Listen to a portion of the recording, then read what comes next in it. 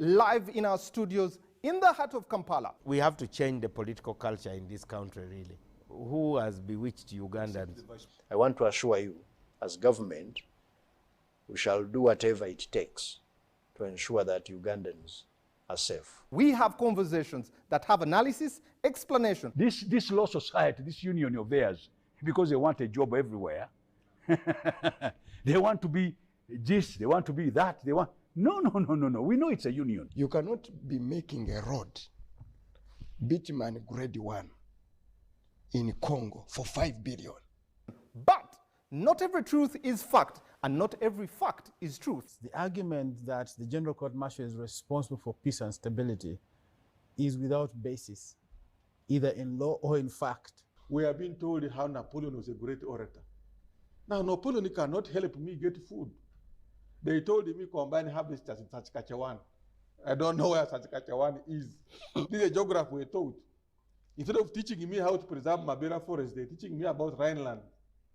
This is a problem we got. We cannot run away from it. Right now, you hear very disgusting stories of members of parliament. Instead of discussing the details of loans, they ask for their cuts. Every Wednesday, 10 p.m. on your public broadcaster.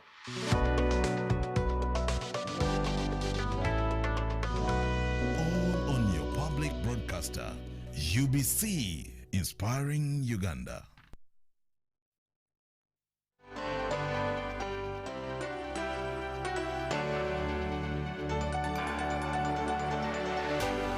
UBC, inspiring Uganda.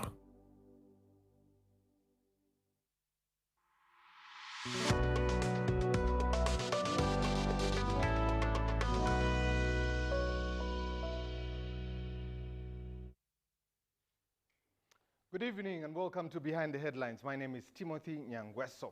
Tonight we have a special edition that is addressing Women's Day, come Sunday the 8th of March 2026.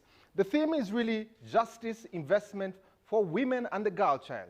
How much has been done by the affirmative action? But also, when the theme says justice and investment for the girl child and the woman, what does that really mean? That is what we're dissecting today. And today, it's an all-female panel that will be discussing that, but also the co-host of the show today will be Julie Nantaba, who will be taking over the show to host the ladies, and I hope you enjoy the rest of the show. Julie, over to you. Thank you very much. Timothy, welcome to Behind the Headlines. And indeed, it's such a beautiful day. What a day to be alive, to see the story of a woman unfold. Now, 8th March, indeed, as Timothy has mentioned, will be the celebration of the International Women's Day. Globally, the theme is Give to Gain. But in Uganda, the theme is scaling up investment to accelerate access to justice for all women and girls in Uganda. Now, from 1986, when the current government took authority to lead Uganda, it came with what we call the affirmative action. Well, one might wonder what it was about, and it's basically and focusing on empowering all the historically marginalized groups. This includes the women who are part of that group. An example over the years of what we've seen is that in 1962, only 2 women represented in the August House. 2 women were MPs, but as we speak right now, in the 11th August House, we have 189 women representing out of 529 seats. That's about 34%. But beyond the applause, let us measure real progress in women's empowerment. Now, my panel today is one that is powerful, and looking forward to the conversation of what each member of the panel has to say. On my immediate left is Manuela Mulondo, president of the Early Years Foundation. She is also a gender equality advocate, an author, speaker, entrepreneur, Obama Foundation alumni, and an early childhood enthusiast. And I'll ask her to greet the viewer. So happy to be here. This is such a beautiful time for us women. I think that If we don't do it now, I don't know when else we'll ever do it. When else not now, ever, when? if not now, then when? Yes, indeed. And so I'm so excited to be here. Thank you so much for having me. Right. Yes. Now, Manuela has an event that's coming up on the 28th of March. It's what I'm looking forward to her telling us about as we go further on the show. But right next to Manuela is Elizabeth Mushabe, founding director of Avoma Communities Initiatives. Her mantra therein is, let's learn from each other. Don't keep it to yourself. A good evening to you, ma'am. Good evening. Good evening, viewers. Happy to be here. And indeed, do not keep it to yourself. It's important that you share it out there. We need to see the progress made beyond the recognitions and applause. In just a minute, could you please tell us about what Avoma is? Thank you so much for this opportunity. Avoma is a communities initiative, indeed, that looks at rural women, adolescent girls, and giving them another opportunity to better health, to pursue their education and learning, and to enjoy their rights. When we say equality, when we say empowerment, are we sure we actually are empowered? Do we see real, tangible practice and results down there? So Avoma is out there in the communities, combing the grassroots and actually showing us that truly when women are given the space and have their voice back, they can do wonders. Profound. And looking forward to hearing from you this evening. Such a pleasure having you on board. Now we also have Hajat Sophia Nalule Juko. She is the chairperson of the Equal Opportunities Commission in Uganda, a constitutional body mandated to promote equal opportunities, eliminate discrimination, and safeguard inclusion for all in Uganda. Over to you, ma'am. Please greet the viewer. Yes, good evening, viewers. For me, actually, I just want to say that I'm so delighted to be here when we are having this kind of discussion where beyond the applause, we are looking at accelerating justice for women and girls in Uganda. But I would like to say that I give all my praise to His Excellency, the President of the Republic of Uganda, because the kind of initiatives, the kind of support he's giving to the women's empowerment and justice to women, as he said in Kololo recently, is enormous and is immeasurable. Very well indeed. Yeah. If you could just even tell us a bit of how you celebrated Zero Discrimination Day on 1st March as the Equal Opportunities Commission. Maybe let me just tell you about the Equal Opportunities Commission. All right, yeah. Please. Because some people say they don't know what the Equal Opportunities Commission is. I'm here as a former national member of parliament who stayed in parliament with my neighbor, the Honorable Minister of Gender, for 3 consecutive terms. But this term, His Excellency, the President, appointed me to be the chairperson of the Equal Opportunities Commission. But the Equal Opportunities Commission is a constitutional commission, a body which was actually established to operationalize the state's mandate of equalizing opportunities for all categories of people, irrespective of their age, irrespective of their gender, irrespective of their location, irrespective of their disability, you know, or any other reason created by history or tradition. Yeah. Looking forward indeed to having this conversation with you. Now, Hajat Sophia, in a way, has introduced the next guest on the panel, but let me give the full introduction, and that is Honorable Betty Amongi, who is the Minister of Gender, Labor and Social Development. It's good to have you, Honorable, on the panel. Thank you. Good evening, viewers, and everybody watching us. I think for me, dealing with this topic is important because we trace the history of what anchors women's empowerment, the constitutional provision, the legal provision, the institutions and the structures, the program that government has put in place, that has made women reach where they are, and I'm excited to delve deeper into that. Indeed. Looking forward to this conversation. Now, in a bit, we shall also be joined by Honorable Sarah Opendi there. But for now, follow the conversation online as well. The hashtag is UBC Behind the Headlines. My name is Julie F. Nantaba.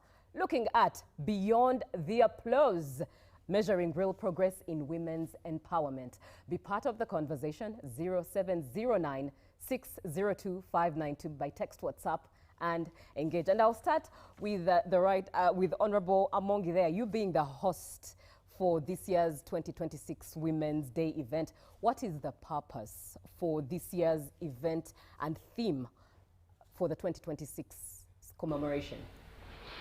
The purpose of International Women's Day, first, is that it's a global event celebrated by all the UN countries that realize that you cannot develop the world when over half of the population are not on the table. So this is a global event. Uganda ratified the UN Convention and accepted to be part of the global movement that should celebrate this day. And our theme is scaling up investments to accelerate access to justice for women and girls. But for the purpose of this debate, I think I need to examine what are we celebrating? Because when we go as women, we are going not only to celebrate in the context of drinking and eating. We are going to tell the country what has been done, the achievements of government, the barriers that exist, and I want to delve a little bit into that, to contextualize that empowerment to us is first, does the woman or the girl has the opportunity as the boy and the man to have access to all the services and programs in a society. If you are in a village, do you have the same opportunity to be paid to go to school as a girl and as well as a boy? When you wake up in the morning, will your parents give you the same opportunity they give to the boy? If you are a married woman and you are in a society, do you have the same opportunity? If you are working in UBC and you have a colleague who is a man, are you being paid the same amount? Are you being given the same opportunity to get promotion? So it's about equal opportunities. It's about equity. And when we talk about that, for you to achieve that, first, for you to achieve that, you need to recognize that there are barriers. What are the barriers that must be addressed? That's why they don't celebrate Men's Day. They celebrate Women's Day. Why? Because it was recognized long ago, globally, that there are barriers that affect women and girls. Mm-hmm. And those barriers must be addressed. In the context of Uganda, for us, we look at the barriers, and that barrier structurally, institutionally, and constitutionally, and legally had to be factored within the government. When you look at our constitution, the 1995 constitution clearly recognizes the barriers and puts in place measures in the constitution that should address the inequality, that should address the discrimination that society places on women. That's why you have Article 31, Article 32, giving affirmative action, articles that protects the rights of women and girls to equal protection, to issues around equality before the law, equality in all the issues. So for me, the first anchor that all the women of Uganda should applaud government for, which was achieved by the political will of government and the women's movement who coalesced and ensured that they put those protections in the Constitution. That is the first empowerment. Because without the law, you can't move. Based on the law, we were able to operationalize the constitutional provision because the Constitution is the foundation document. You now need enabling laws. That's why you find we had to put in place the Domestic Violence Act, Female Genital Mutilations Act, Defilement Act, Land Amendment Act to safeguard the woman on issues of matrimonial property. That's why we had to put in the laws related to culture to say any culture that subjugate a girl or a woman is not allowed. That's why we had to put in the Marriage Act issues around consent age is 18. You cannot just go and marry underage girl. So those legal provisions, again, helped us. That's why we put in place affirmative action to say when you go into election, please first reserve this 146 seat. Reserve with the workers this seat. Reserve so that you have the basis that in the event that equal footing in the constituency contest does not favor women, you have some affirmative action to let the women be on the table, to speak for the women, to bring the perspective of the women. So that, for me, is the legal. The second aspect is now the issue of poverty. Without economic empowerment, all of us seated here will not be here. You can see how these ladies are showing their shoes and all the things. They are showing their gold, whatever they have. I am very certain that most of you have bought it yourselves. But how have you bought it? How have we reached here? It is our parents who were, or people who were economically empowered, gave us education. So education and economic empowerment is very important for us to say we are moving forward. Right. And in this country, we are moving forward. For instance, now, I think 20 years ago or so, women owned about 9% of businesses. Now we have ownership of business for women is 40%. The highest in sub-Saharan Africa. When you talk about health, 99% of the women access antenatal care. 74% of women give birth in hospital. 39% of women own their own farms, their own company. For instance, I own companies, not company. I own about 5 companies. I'm sure you people seated here, she has introduced herself. She's the founder or something of something. Avoma. So statistically now, 39% of women own their own farms. 65% of women own bank accounts and telephone. Mobile money usage by women is now at 62%, 65% owning bank account. In 20 years ago, for a woman to own account, you had to ask your husband, can I own an account? Can I open an account? Now women are employed in equal terms with, because what ignited the fight for women's empowerment, one of them was also unequal pay. In the US, people were being paid differently as women. Right. We have now literacy rate for women and girls at 68%. When examination comes, you find in A-level, in O-level, girls are beating. The number of girls who sometimes have excelled surpass the one of the boys. So those are areas that when you go to parliament, we are at 44% in parliament, 45% in cabinet, almost 50% among the technical arm, which is permanent secretaries and the heads of parastatals. So we have moved. Indeed. Indeed, we have moved, and I love the background that you've really painted. A highlight there is that the fact that women, rather 40% of businesses, business owners in sub-Saharan Africa, Uganda being making Uganda being the largest business owner. Now, that's a highlight. That's an achievement. But God help us on the sustainability. Yes. But now allow me pose a question to all of you ladies, and this is to nudge you maybe, or to even get your adrenaline thinking. And I'll start with my immediate neighbor. From all of you, starting with Mrs. Molondo, is the movement of feminism the same as women empowerment? That's a very interesting question. In fact, I think over the last 3 weeks, it has been a very heavy argument especially on Twitter.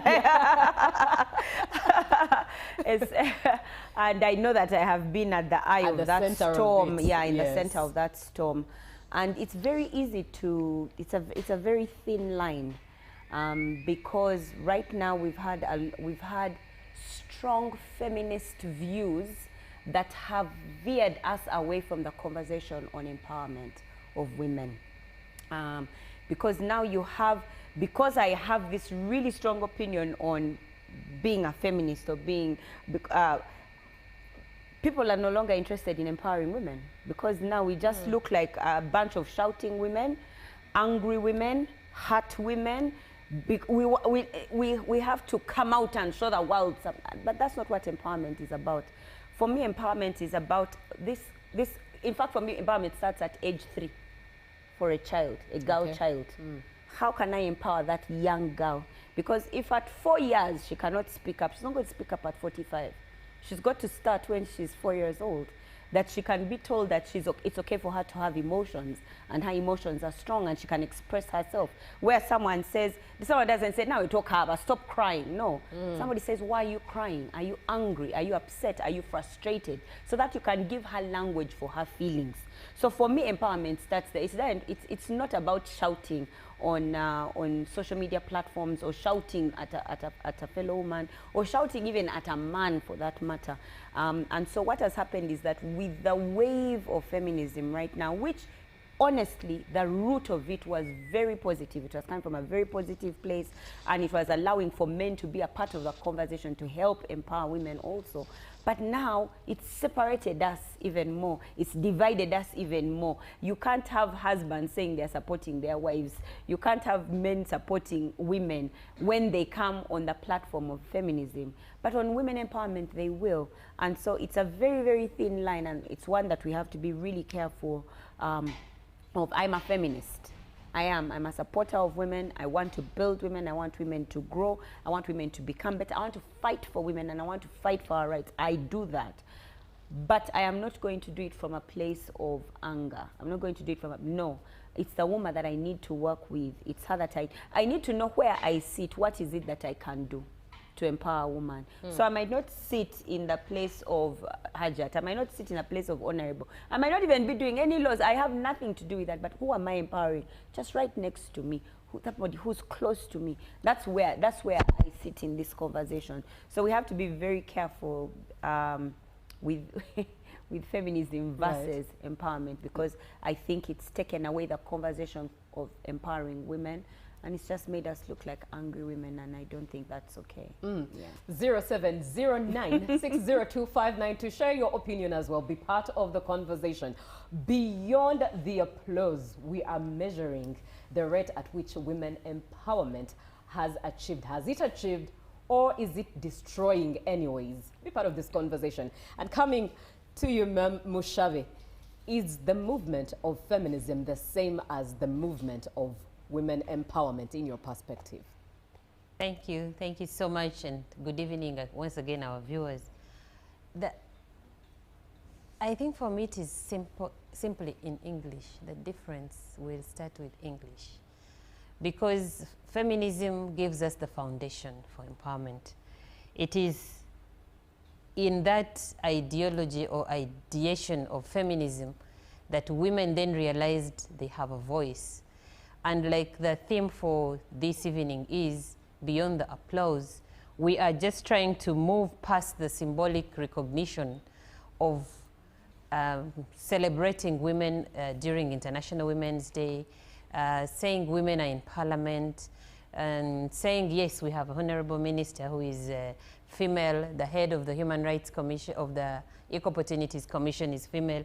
We want to know, beyond that applause, are they able to influence the spaces they're in? Are they fully in charge of the spaces they're in? Can we actually be able to measure their presence in structural, in measurable terms? And if I could speak to a few areas, for instance, when you look at, let's take the ceremony of International Women's Day. I know that a few women will speak, will be given platforms to read out statements that, by the way, sometimes are already written out for them. Unfortunately, we need to allow them to speak out their mind. And I loved it when the Honorable Minister walked in and said, just tell me what it is we are talking about tonight, and I'll tell you my mind. And yes, when she was told that, she indeed told us her mind. She told us what she knows very well, conversant with, and you can see that this is somebody in charge of her space. I want us to move to that point where we're saying, like she was able to count off 40% are economically empowered, 74 are producing in our hospitals. You said 99? Get antenatal care. 99 getting antenatal care. I want us to be able to keep counting those. Then we can say women are empowered. Then we can say women are enjoying their freedoms. Then we can say, but remember, all that came from the ideation of feminists. Feminists did sit and say, there is something that needs to change about us. There is something that must happen if women are going to live in this world on equal terms, or I can say, be modest, on fair terms with the universe. There is what we are supposed to do as female, as women, but there's also what we need to enjoy as human beings, basic. Are we able to touch it? Can we move beyond just that applause of saying they're here, they're in the studios tonight? Are we able to speak to somebody? Are we able to impact somebody? Are you out there admiring any one of us? Or you're like, I don't want to be in that place. I don't want to be there. You know? Do you think this matters for you to speak out? And if you are not a feminist and you do not have that push, and I like you, Manuela, you said, yes, I'm a feminist, but I don't want to do it from the place of anger. It should never happen that we're angry. Yeah. You know, when you get angry, you miss the point. When you get so angry, you take all your energy in managing those emotions and the sweat that comes with it and forget actually to advance your point. So I believe you, and I think feminism is important. It is the vehicle to empowerment. We should not be deceived. Thank you. Thank you very much. Now, let me come over to you, Hajat Nalule, asking you the very same question. In your perspective, do you think the movement of feminism is the same as the movement of women empowerment? I wanted to answer in another version. Please. Yeah, like looking at the topic beyond the applause. Maybe do we have anything to show up that something has happened? Maybe I'd like to bring to the attention of the viewers that maybe from where I'm coming from the Equal Opportunities Commission, when we are looking at women empowerment, women achievements, we must remember that the group we are talking about, women, are not a homogeneous group.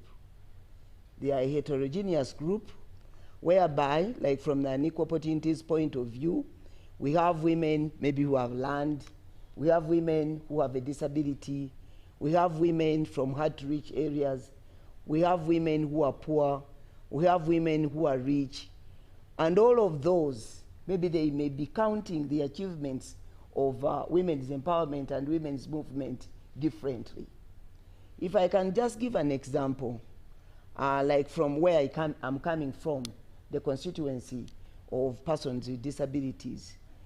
It's not until maybe the coming into force of this government that we are seeing many of us women with different disabilities getting an education.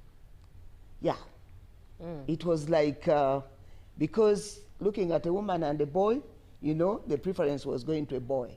But looking at a girl with a disability who was not even expected to be married off, so that she can bring a big wealth, a bride price. So nothing expected of you, why invest in you?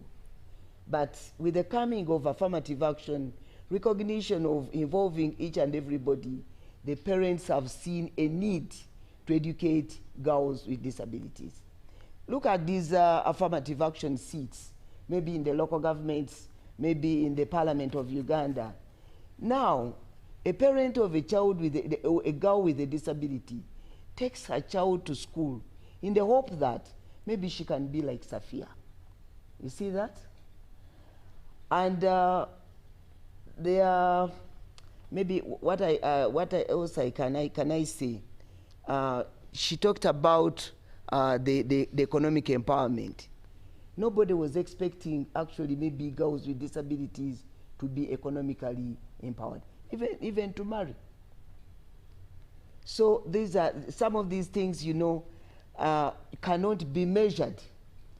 Maybe as I'm seated amongst you, beyond the recognition and so on, I was asking one of the old disabled woman.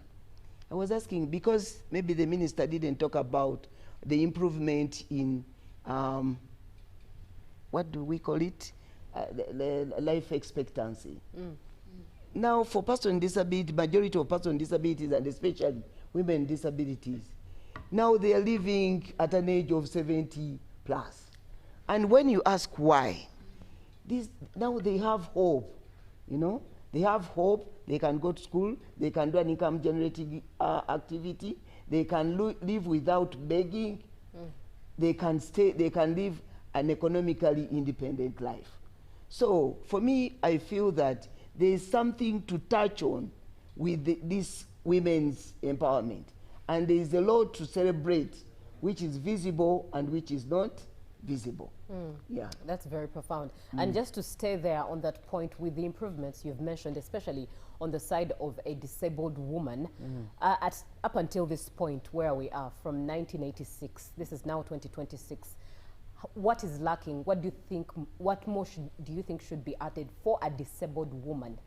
Now that the opportunity was given for these children, disability or girls with disability to go to school, the challenges maybe you may find, because you know the constituency I'm talking about is very complicated.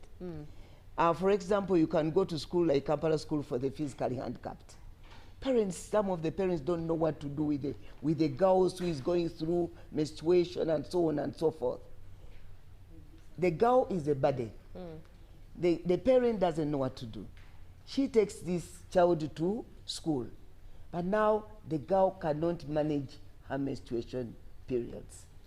So that is a challenge, because that challenge, maybe the Honourable Minister will say that lack of sanitary pads is one thing which stops girls from continuously attending class. But for a girl with a disability, there is that even management, self-management, it is a problem. Like now, the other thing is about awareness of the rights you know, available to all of us. Awareness may be limited, for example, with this constituency of persons with disabilities, because of maybe communication, because some of them communicate in sign language, others they will need transcription in Braille, others will need, you know, these electronic software which are friendly to their disabilities. So attending school becomes a challenge. What needs to be done, for example, in the area of education, is the availability of special needs education teachers, availability of disability-friendly scholastic materials, and maybe an environment. We call it a reasonable accommodation. Like when I was coming in, I think people were like not expecting me. So reasonable accommodation, the accessibility bit, and so that one needs to be done. But let me also use this opportunity to talk about the work we do in Equal Opportunities Commission in relation to access to justice. Maybe and what more needs to be done with access to justice. I can say, like the Honourable Minister said, that a number of women now, be it disabled, be it from hard-to-reach area, they are aware of their rights. Yeah. And we see many of them coming to Equal Opportunities Commission. Because, you know, Equal Opportunities Commission, we have a department on legal and investigation. And unlike ordinary courts of law, for us, there's the way we apply affirmative action to also accommodate those women who cannot, for example, afford court costs, something like that. And they come to us. But now they can come to Equal Opportunities Commission and they report cases like domestic violence, issues to do with property rights, ownership, issues to do with discrimination because of tribe. Let me just give one case. Maybe the Honourable Minister has not gotten this chance to know these things that they are happening. There is a lady, she belongs to a certain tribe, and she married a man of another tribe. But then when the husband, when the mother died, the relatives of the mother, because they didn't like the tribe of the husband, they refused the children to inherit the property of the mother. I will not mention the tribes, but they are Ugandan tribes. Right. You see? Because they hated the father's what? Tribe. But they came to Equal Opportunities Commission and then were able to make whatever a judgment in favor of the children inheriting their mother's what? Property. There are cases when, you know, like in ordinary courts of law, people who have not gone to school, people who are not exposed, they are made to sign agreements, for example, sale of their land or whatever, when they have not understood the agreement they are putting their signature on.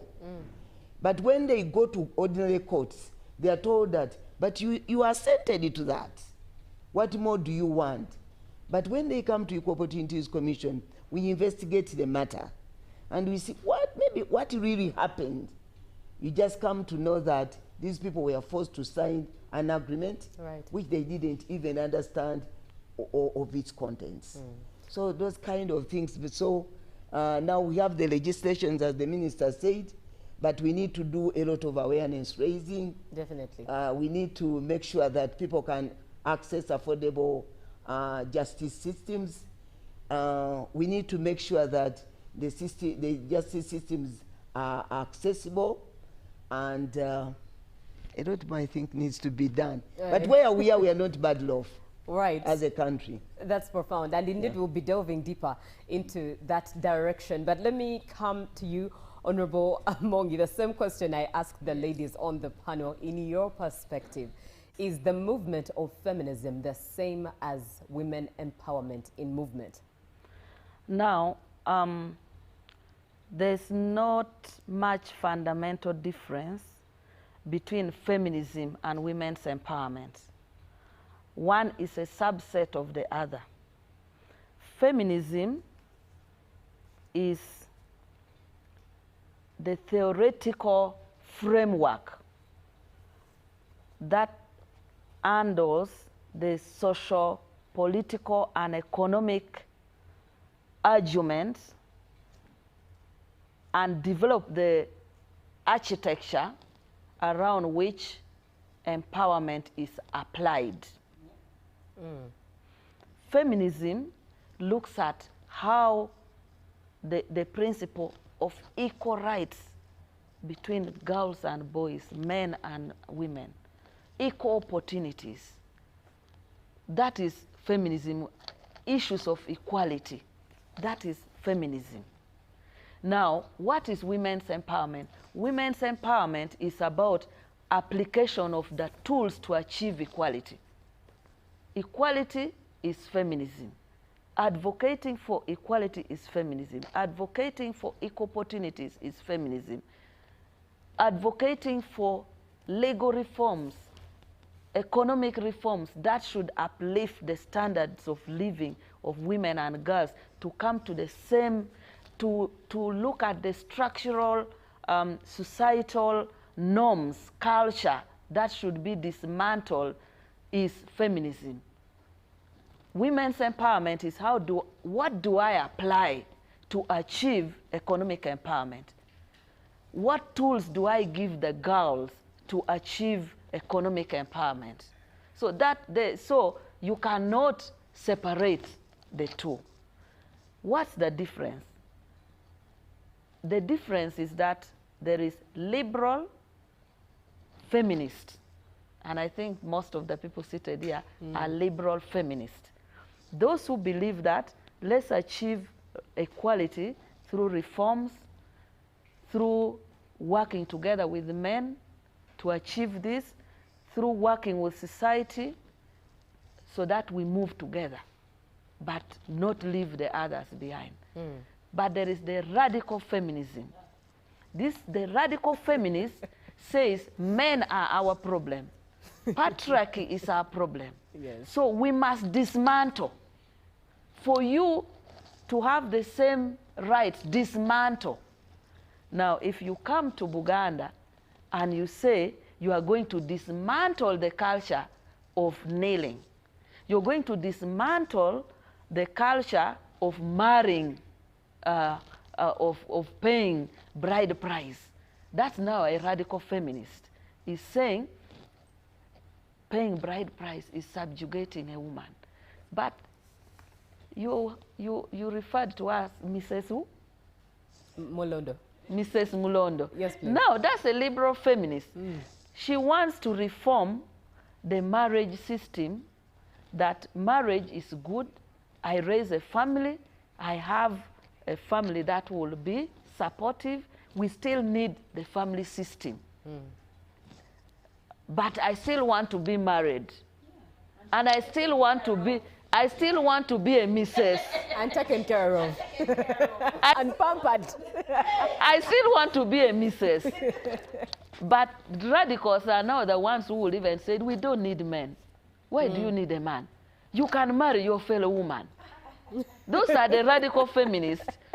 So, feminism and women's empowerment is similar. Yes. But it is the liberal people who have a framework where they want to achieve in a way that is not going to dismantle everything, but you move together. But the radicals want total dismantling, and that one you cannot achieve it even in maybe the next 100 years. The next world. Yes. Even on Mars.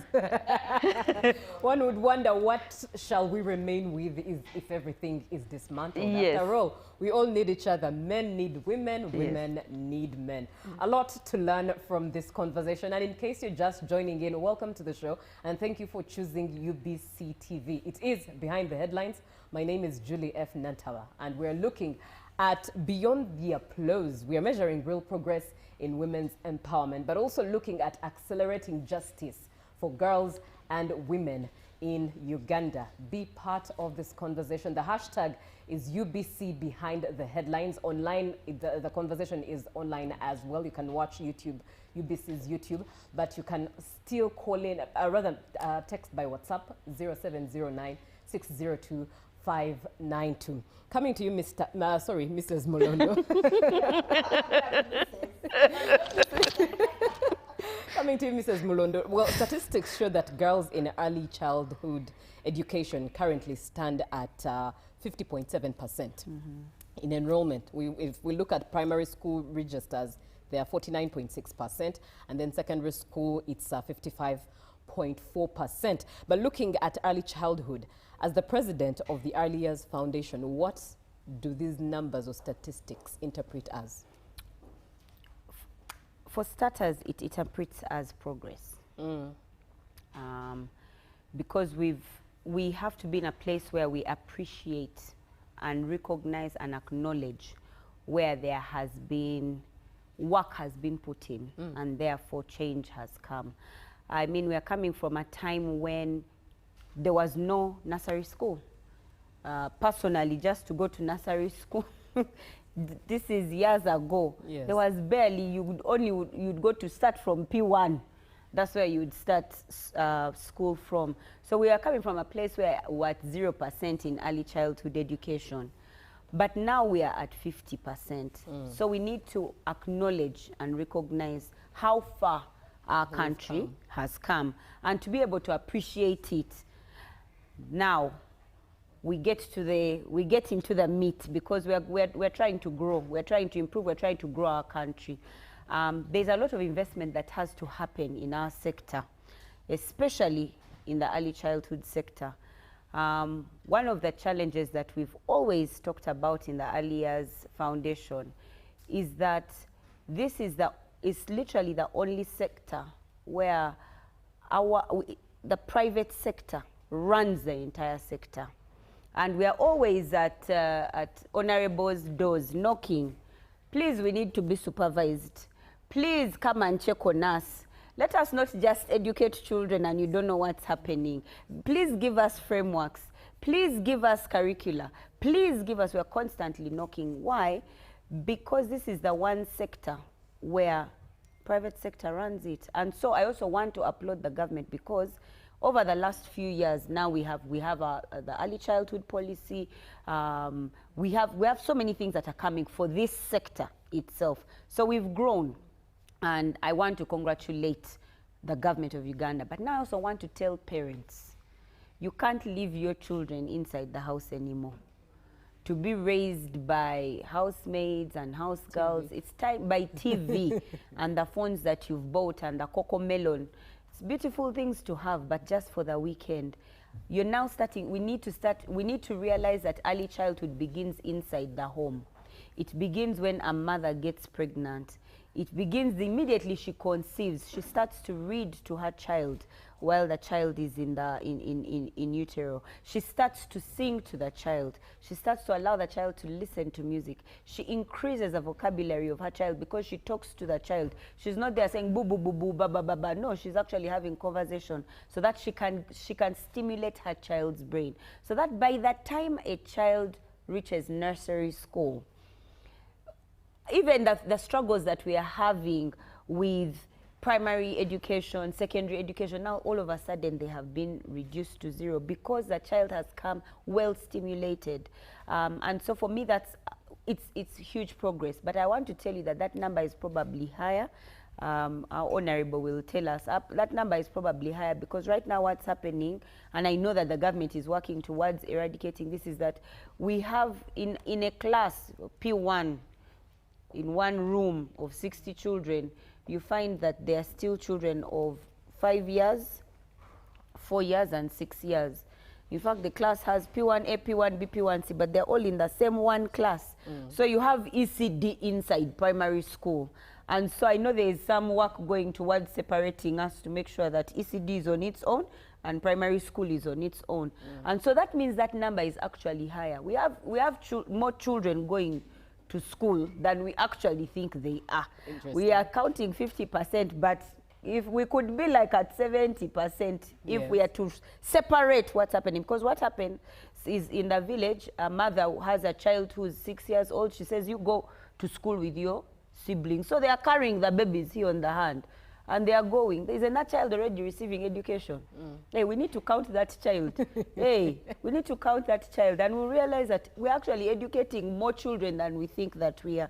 So I think we've made big strides, but we have a lot of work as parents, ourselves. We have a lot of work to do with our children.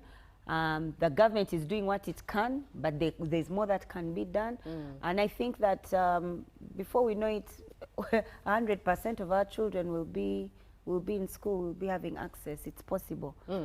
Very profound indeed. And a little later on, I think you'll even share the practical sense of what parents can do. But thank you so much for watching the show. And we have just been joined by the Honorable Sarah Opendi, Chairperson of the Uganda Women Parliamentary Association. Good evening, Honorable. Good evening to you and good evening, listeners. My apology for walking in late. I was actually held up in some meeting, but I'm glad I'm here. Indeed. And I want to say Happy New Year, because I think this is the first time I'm up here. I think it's still okay to so, yeah. The Ugandans, Happy New Year to the women out there, and congratulations to Uganda for having completed concluded the elections, although the LC1 elections are yet to come. That's very true. Yeah. There's a question I've asked all the ladies on the panel, and you're one person I'm also looking forward to hearing. Speak into this. In your perspective, is the movement of feminism and women empowerment the same? Are these two movements the same? I think there has been a misunderstanding. Serious one at that. And it's something that we need to address. We seem to be on two different pages because the feminism has brought a different breed of women who now have forgotten who women are. And of course, increased a lot of challenges, even domestic violence in homes. Yeah. Because I think through the feminism, people think we are now equal. We can never be equal to men. You are a woman, the other person is a man. So at the end of the day, let's get back to our Bible. When the man was created by God and the woman was created after to be a helper. But being a helper did not mean that we become, servants of the men. No. We are there to work together to ensure that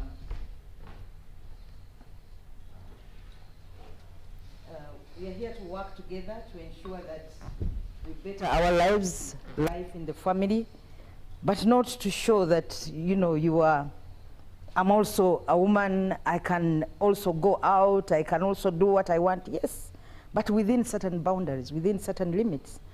And because of that, I think that's why today the rate of divorce is very high. People marry today, tomorrow they are separated, because this feminism is breeding a different kind of, thinking, a different kind of women who get into marriage for different reasons, unlike before. So I want us to separate and know that the women empowerment did not come in to take away the roles of the woman. It actually came, the women empowerment is intended to actually bring the woman up so that she can also participate in politics, participate in economic development of this country, and also be part of the decision making. But that does not take away who we are. We are women. So the feminism vis-a-vis the women empowerment, I think there must be a separation, and people need to understand that. I think we are going overboard.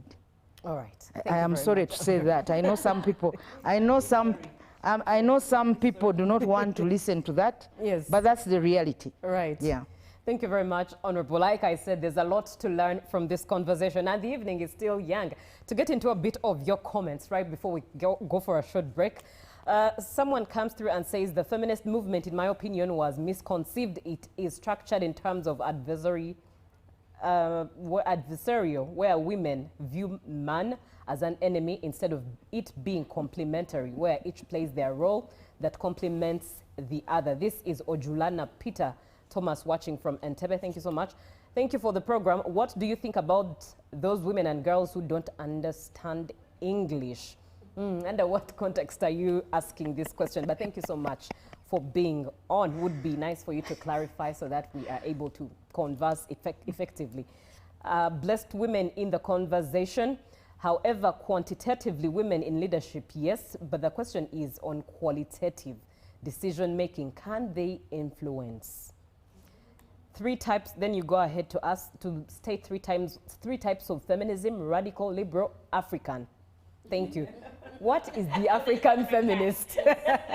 African feminist. Ma'am Mushaba, you will tell us who the African feminist is in just a bit. I see you agreeing. And then you continue to say, dear author of this message, you say, I suggest that the gender conversations are incorporated in ECD primary and secondary curricula. And my name is Bazarubaza Ezron from Bundibujo. I'm impressed with your discussion on UBC TV. I'm a husband to a lady with a disability who I took back to school for upgrading. Applause to you, sir.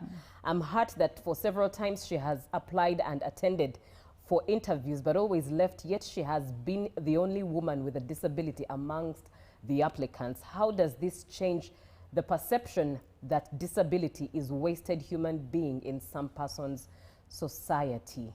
So for some persons in society, this is quite profound indeed. We'll definitely be continuing with the questions and opinions that you are sharing. This means a lot. Thank you so much for being part of the conversation. And definitely our panelists are speaking into all your points as you send them. For now, let's have a short break. We do continue in just a bit.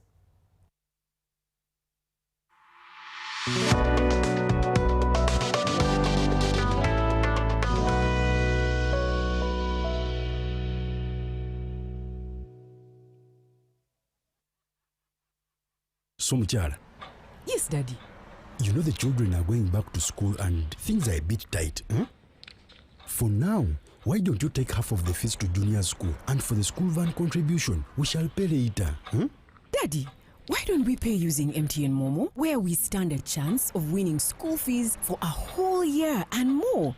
By the way, you can also apply for a school fees loan, and also participating schools can win a school van. That's right! Win school fees for a whole year and more. Get Momo goodies and a school van for participating schools. You can also apply for a school fees loan. Simply dial *165*80# or use the Momo app.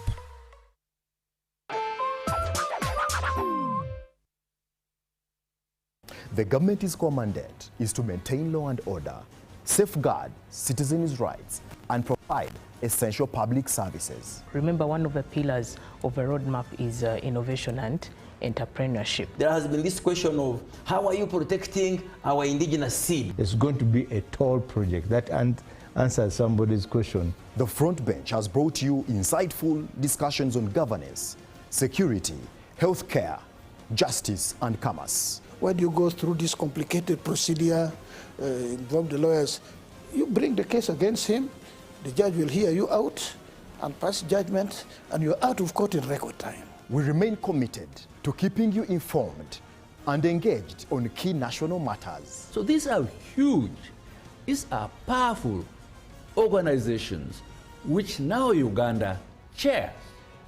Why don't you come together? If we haven't migrated to the e-card because of various reasons, including that not all the people of Uganda have smartphones. You can sit in your house, apply for a passport. If you have a Ugandan who has a successful logistics firm in the US, it means he can come to Uganda and do a lot more. Every Monday at 8:30 p.m. with me, Jethro Kasaiji, your interface with the government only on your public broadcaster, UBC, Inspiring Uganda.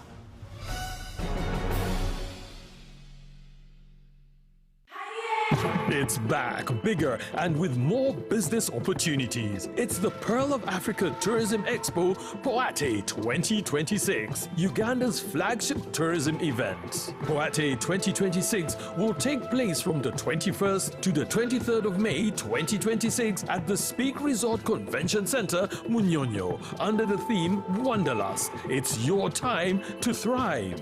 Yes, it's your time to tap into Uganda's renewed optimism and tourism growth. Tourism stakeholders, travel trade partners, and tourism enthusiasts will be part of the Poate 2026. Come and network with like-minded people and unlock new business opportunities. To participate, register at www.poate.co.ug.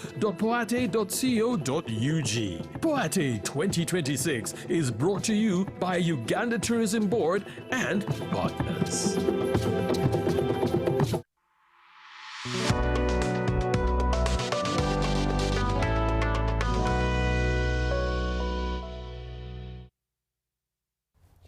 A very good evening to you. Thank you so much for watching UBC TV this evening. It is Behind the Headlines. My name is Julie F. Nantaba. Allow me reintroduce my panel for you who has just joined us. I do have Mrs. Manuela Molondo. She is the president of the Early Years Foundation. So a gender equality advocate, an author, speaker, entrepreneur, and of course a very enthusiastic person when it comes to early childhood education. She shared her mind on quite a number of things that we've discussed. You've missed a bit of it in case you're just joining, but hey, it's not yet too late. Looking forward to having her more on this evening for her opinions and her perspective on the conversation. We do have Elizabeth Mushabe. She is the founding director of Avoma Communities and Initiatives. Her mantra, very interesting mantra, should say it again, let's learn from each other, don't keep it to self. That's her mantra. And of course, we also do have Hajat Sophia Nalule Juko, the chairperson of the Equal Opportunities Commission on there. And we do have Honorable Betty Amongi, Minister of Minister of Gender, Labor and Social Development, as well as Honorable Sarah Opendi, chairperson of the Uganda Women Parliamentary Association. Be part of this conversation. A lot we've learned so far and a lot to still learn in the coming few minutes. Once again, 0709-602-592. And online, the conversation is also going on. The hashtag is UBC Behind the Headlines. And we'll start with Mrs. Mushabe there, who was ready to explain to us what African feminism is. A lot of things you learn every day and new things. I did not know that there was such a thing as African feminism until today from you, dear viewer. So, Mrs. Mushabe, what exactly is African feminism? Yeah, thank you so much for that question, listener. African feminism, I could say briefly, it is that set of ideas, that kind of practice or situation where you find that you have a group of women or a group of people that want to advance the qualities, the dignity, and the well-being of the African woman. We have our society, it has its culture, it has its practices, it has its beliefs, and there are things that really define us as African. But we also know that over the years, a lot of, we call them developments, did happen, and we find ourselves adapting those new ways of life.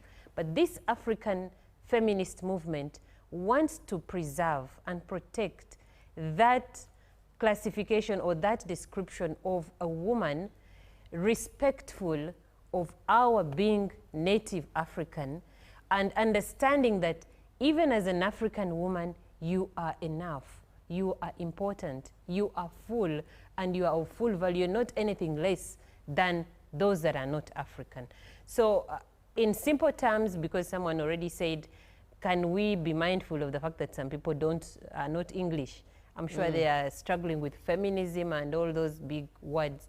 So in simple terms, it is you want to stay you in your nativity, respectful of the life you lead, your well-being, in dignity, you have your voice, you're listened to, you express yourself. And I think it is Honorable Sarah Pend who just explained to us that remember that even when you want to be empowered, you're still a woman.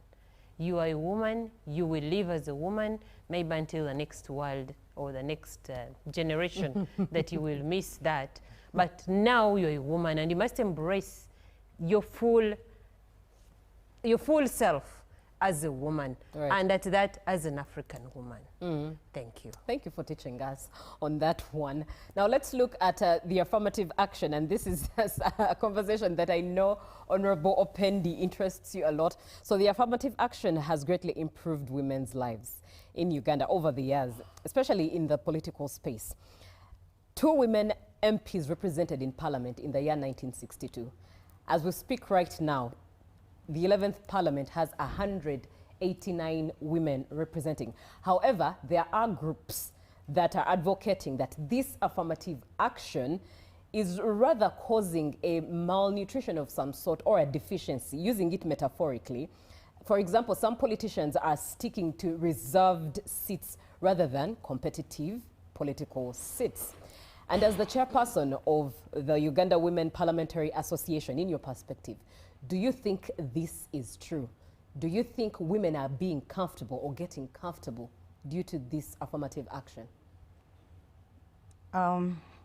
First, I must Allow me first to respond to the African feminism. Please.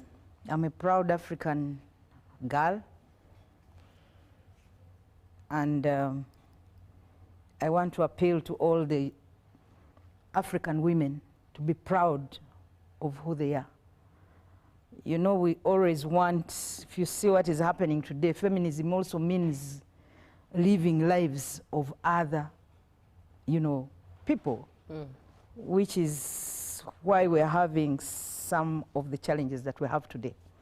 So I also chair the Interparliamentary Network on Family, Values and Sovereignty. And we are actually currently working on an African Charter to actually preserve our African values and our African cultures. Of course, the bad cultures, we must do away with them. But those that preserve and show who we are, we must actually promote them. So away from that, of course, you've asked me a question. We are just coming out of elections. And if you see how many women participated in the direct seats, constituency, or chairperson of a district or sub-county, you'll find the numbers are very, you know, they are small or very few. And even those who attempted to contest, if you went and interacted with them, you'd see what happened. I had 3 chairpersons, sub-county chairpersons, whose term is ending in May, or is it June, for the LCs. But all of them could not retain their seats. Why? Because the men believe those seats are meant for them. And this is why most of the women actually go for the affirmative seats. I was, for example, I started off with the constituency seat. I contested twice in a direct this constituency seat. And, you know, the voters were telling me, please, you're so good, but this is not your seat. Go to the women's seat. So we still have that problem. Until we get that out of the minds of Ugandans, it still remains a challenge. Very few women have tried and actually made it. Those who have attempted have actually lost. But I also want people to understand this seat that you think is an affirmative seat is actually more complicated than the constituency seat. A woman has to run through, for example, I come from a district where there are 42 sub-counties, 42. Now, you go for a constituency seat, you find that maybe there are 5 sub-counties, just 5. So would you call the other one affirmative? It is affirmative, but look at how much you have to run through all these sub-counties to actually reach the voters and, you know, convince them to vote for you. So it is affirmative, yes, and I think I'm one person that I tried to move a motion to actually amend the constitution to remove that from the affirmative seat, because the 1995 constitution, we are over 40 years now? Yes, 40 years. Yeah. But in these 40 years of this affirmative action seat, how many women have contested for the direct seats and actually won? How many? There are very few. So it's just not an affirmative seat. We must have it as, you know, remove it from calling it an affirmative seat. And maybe when we do that, people will open, you know, the minds will change and people they will now think, no, that this is not just, you know, a women's seat alone. Women should also contest for the other. But for as long as we call it affirmative action, now everybody is saying you move from that seat and come to the constituency seat. But I have told you that the constituency seat has fewer sub-counties.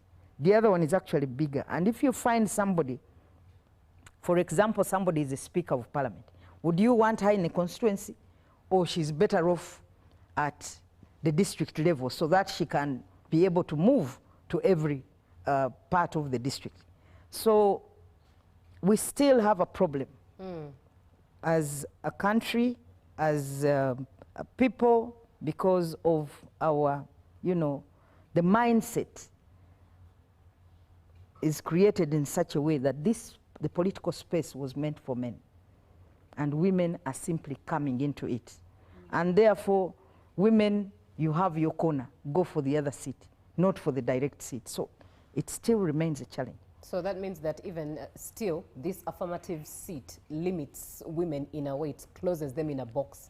Yeah, you are there and that's where you should be. So let's get it away from the affirmative seat, because women will always be women. This is what I said before, we will always be women. So let that seat be like we have a constituency seat. But it's, of course, for women. Maybe when we stop calling it the affirmative seat, then people will stop thinking that it is only for women. It is something that I'm struggling with. And also the challenge, I have also been struggling. A woman is called a district woman MP. When you're a constituency, no, you're a member of parliament, but they still have to add the word woman. Why? When a constituency MP is a constituency member of parliament, and they are called members of parliament. Yes. But for you, they have to define the womanness in you. They still have to add the woman. You know, all these are challenges, they are issues, and that's why maybe it's something, a conversation that we need to take into the next 12th parliament to ensure that we deal with this problem. All right. I had also brought up a proposal of gender equity, ensuring that in our parliament, of course, you know, gender parity, not equity, the gender parity, because countries have moved away from the 1/3. 40 years down the road, we are still talking about 30% reserved for women. And that's why in cabinet, if there is any position, for example, they are appointing boards, they are supposed to be 9 people, 3 women, and that's what they put there. Yeah. Only 3. Sometimes they are not even there. No, because it can be more, but they have limited it to the 3. To the 3. So sometimes you have to even struggle. They are not even there. The other time I was raising a matter on the floor before we actually went into the elections. A NIRA board currently, I think there's only 1 woman in the NIRA board. And the Attorney General pledged to go and actually address it. I hope they have addressed it. So the 1/3, today women have gone to school, we have women engineers, we have women, doctors, we have women in all fields today. But why are we limiting women to the 1/3? So we must move to gender parity. I know it's difficult to get there, but let's move to 40%. Yes. It's difficult. You won't make it. The decision makers are still men.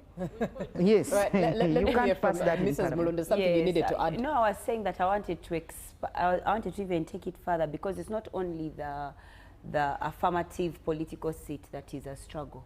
Even our 1.5 to enter Makerere, I'll be honest with you, when I was getting into Makerere, I went to the math class.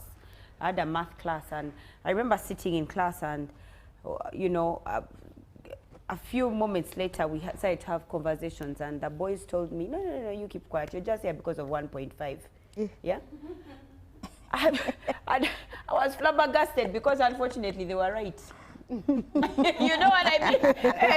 They were correct. So I was deserving of being in the class, but because of a 1.5, no, don't talk. Don't talk. Because this you have nothing to say. There's nothing to say. Here we are here. Hey, here we've come here by. Hey, but you've come because of a 1.5. In fact, you're sitting here on a board because a 1/3 have to be. Otherwise, you'd not be here. Wow. So I like the conversation. There's somebody who sent a message earlier who said it's not about quantity. Now it's going. We still need to start having the conversations about the quality. What's the quality of women that we are putting in political seats? What's the quality of women that are getting onto boards of organizations? What's the quality? So that this conversation of woman MP can finally stop. Yeah.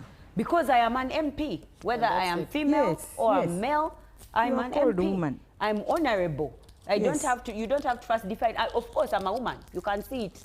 I'm walking around with earrings. I'm walking around. I have men breasts. walk with earrings. So you don't have to define me as woman MP of no. I should just be honorable. You get. But because of you see, when you're planting, and you're praying to God to bring you the rains so that you can start your planting season. it's wonderful when the rain comes. But when it's too much rain, after a while, everything you planted has gone to waste. So we are getting to the place where affirmative action might actually backfire on us, where it has become too much that now it's not doing what it was supposed to do originally.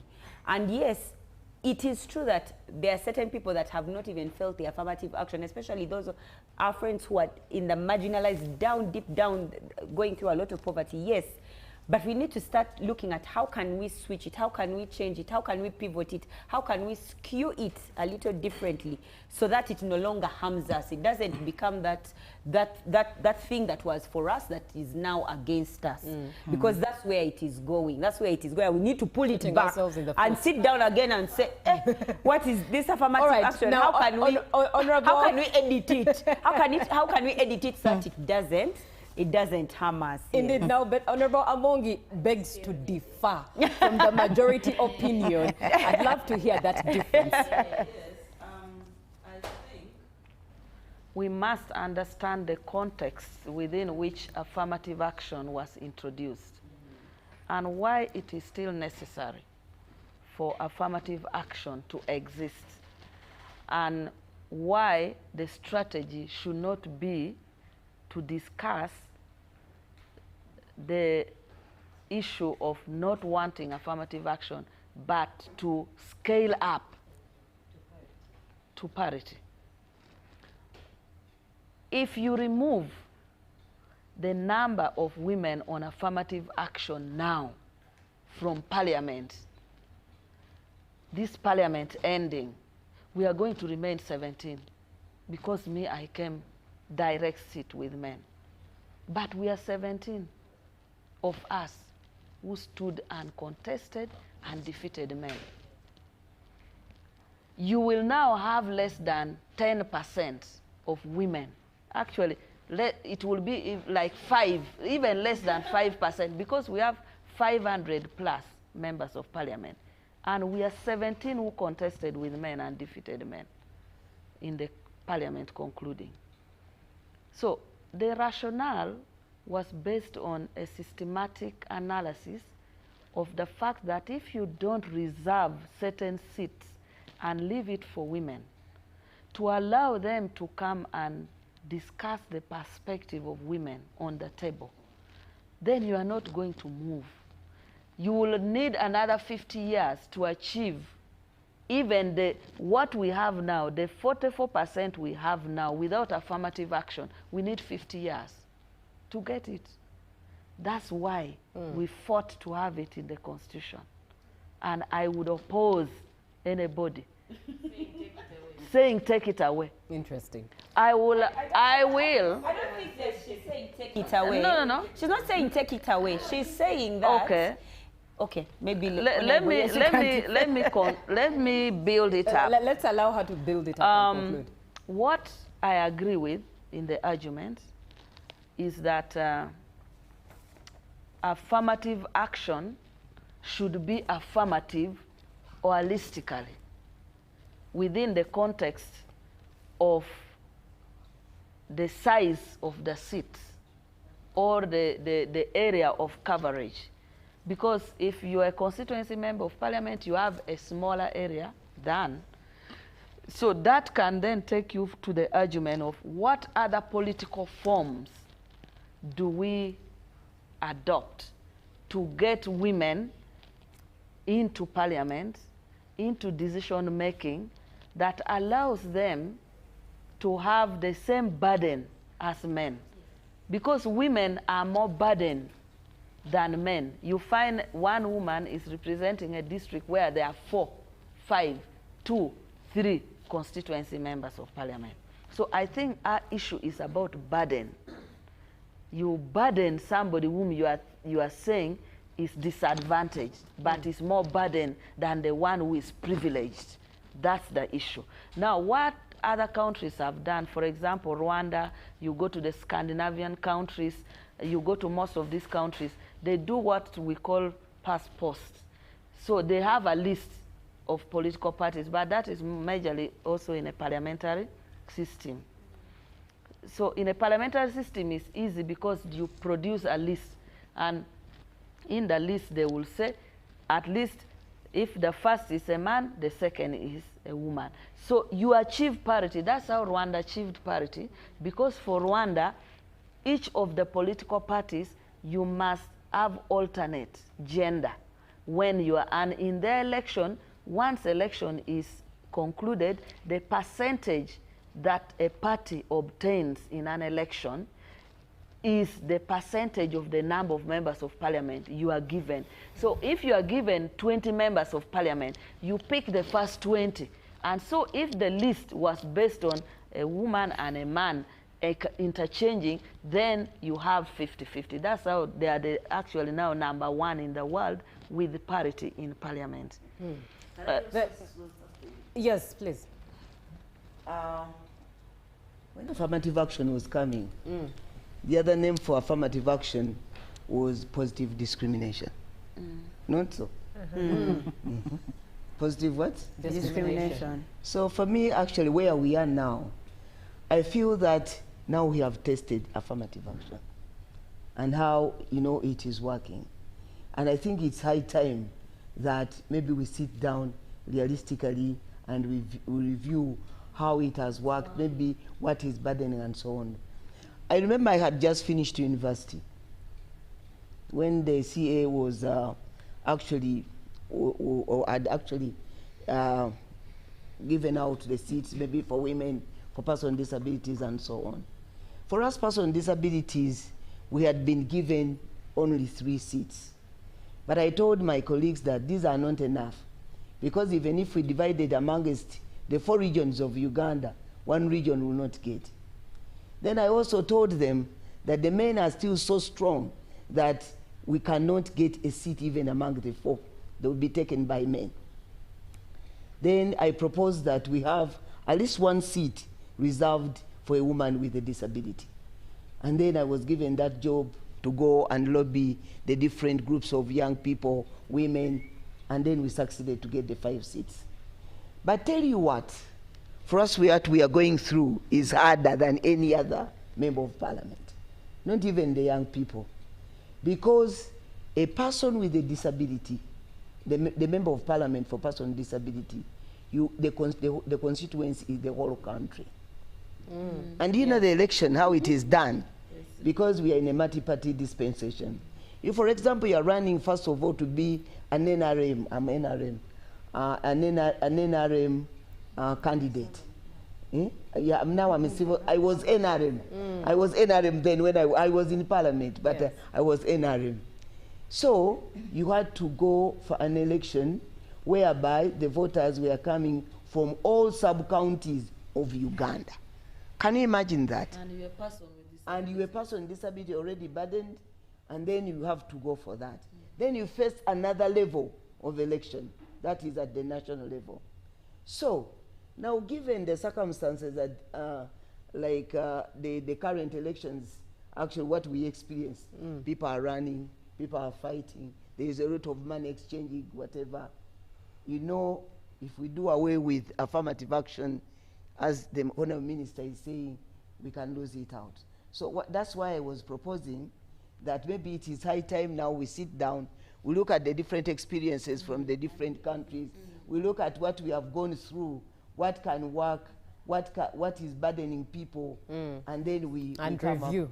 Good enough, in the Equal Opportunities Commission Act, there is, Honourable Sarah, you are getting out of parliament here, but there is a provision whereby we are required to come up with a proposal of how to come up with, is it a law on how to operationalize equal opportunities?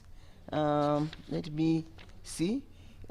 We can recommend to any minister, institution, body or authority to adopt a new legislation which is promoting equal opportunity, and the institution, body, authority, person or minister shall implement or cause the implementation of the recommendation within 6 months.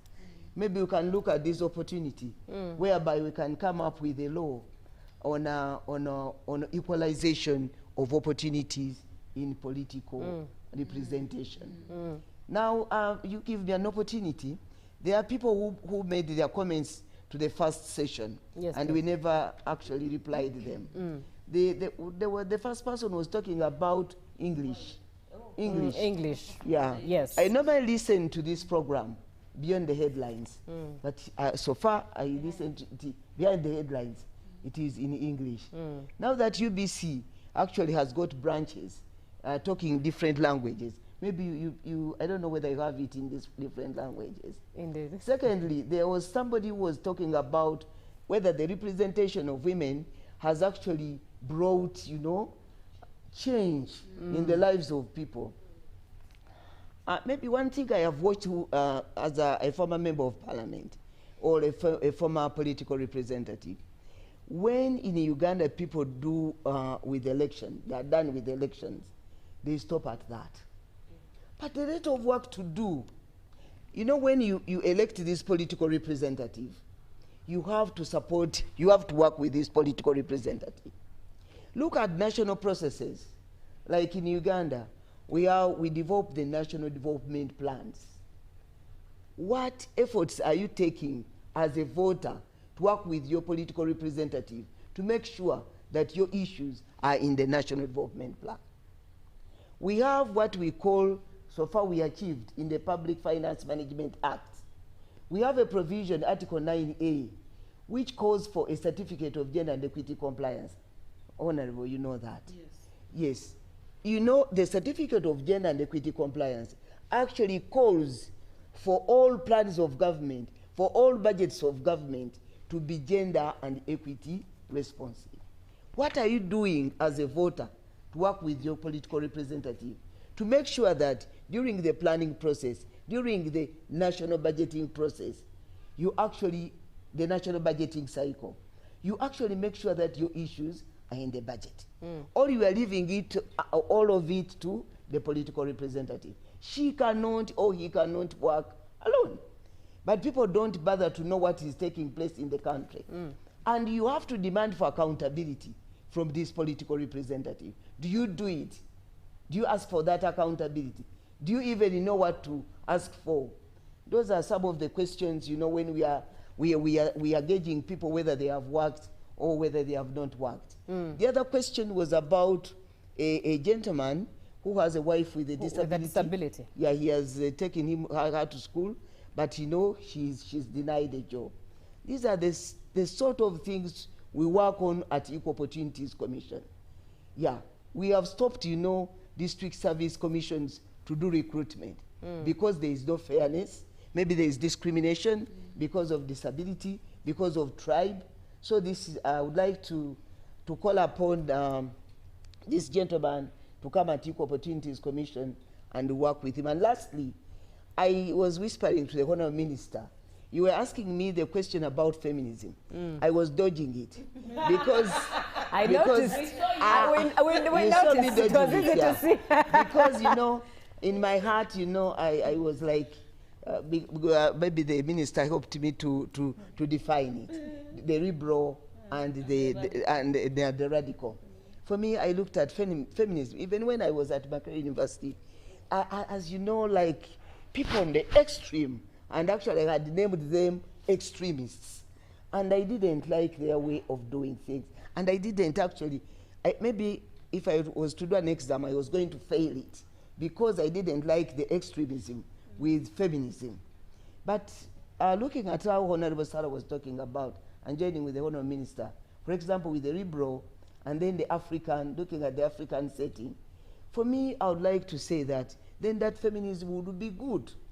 Because look at the way all of us here, I think we were raised up in a season where our parents were at home and then they were caring, you know, they were taking care of us, and then we were able to go to school, get an education, you know, having a very good and comfortable family set up. You know, I remember my father was a businessman. And when we were talking about early childhood education, my father was in transport. But for us, we didn't go for nursery in a school. But our nursery school was in a garage. When all the vehicles were out to go to work, then we stayed home with our mother in the car garage. You know, my father used to buy the charts and whatever. And then we studied our nursery in the garage. My mother was the teacher. You see? Can you see that comfort? When you go to the garage, you learn, and then you come, you eat, you drink. And you know, although my father was also going to work, like the work in quotes, my mother was also working. And you know, she found a way of doing paid work. And you know, the family was at peace. But you know, but this radical, and you know, our children are going to get spoiled. I think, Sarah, you better expedite the process of doing the African Charter so that we can do a massive awareness raising and we change the status quo. Very interesting points of view there from Hajat Nalule. And my next question was indeed to you, so you might as well stay with me. Let's look at some statistics. The fact that this year's celebration of Women's Day and the theme is at the heart of the Equal Opportunities Commission. First and foremost, the 1995 Constitution guarantees equality for both men and women by law. Enactments have been made therein, but according to a census report given by the Judiciary Uganda, there is a sizable backlog of gender-based violence cases. GBV case backlog makes up about 32.42% of the total, which is of the total, with 3,636 cases being cases of defilement. Therein, 29.39%, that is 3,296 cases being aggravated defilement. Then if we look at the annual police crime report of 2024, which was released last year, it indicates that cases of gender-based violence have reduced from 14,681 in 2023 to 14,073 in 2024. Sexual-related cases reduced from 14,846 in 2023 to 14,425 in 2024. Looking at these numbers, for me, as an ordinary Ugandan, it feels like, yes, there is a reduction, but it's also not exactly significant yet. And we do have national policies. For example, we have the National Policy 2016 that is against GBV. So the law is written in Uganda. One of the things known about Ugandan laws is that they are beautifully written.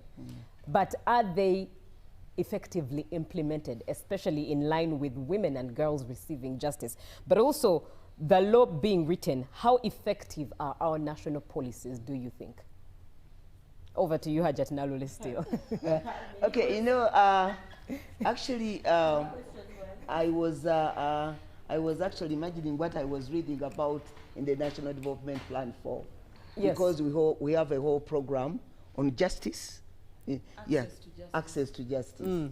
And they were actually, the background to that program, they were giving the statistics on, you know, our performance.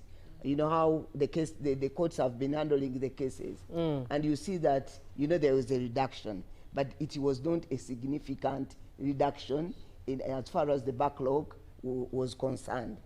And, you know, the reasons which I remember in the National Development Plan 4, you know, people, I would like to interest you to read the National Development Plan 4.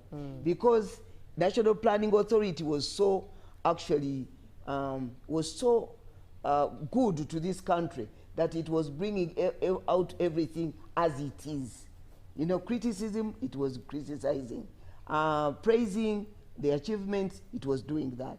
But for this area, they were saying that the staffing in the courts is so low, still so low. And actually, they were giving the numbers, but I cannot remember them. Under the Attorney General, under the DPP and whatever, they were giving the number of staff, and the staffing is still so low.